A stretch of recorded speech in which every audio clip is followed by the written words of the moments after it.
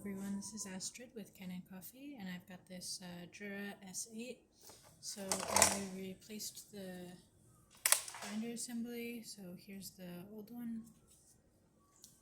Then I gave the machine a tune-up, so I removed the brew unit and deep cleaned it, lubricated it, changed this gasket, cleaned the screen. After that, I descaled the whole machine and back flushed the coffee system and deep cleaned the milk system. After that, just wiped down the whole machine. So now I'm going to pull a shot, show you that everything's working.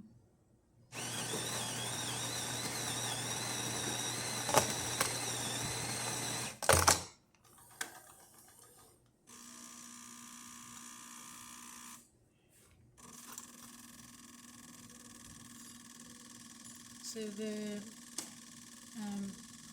machine does still need a new filter, as it indicates on the screen here. That's not part of the tune-up, but we can provide a new filter if the customer wants it.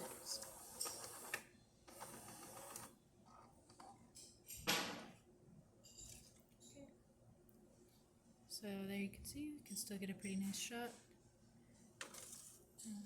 And that's about it for this video.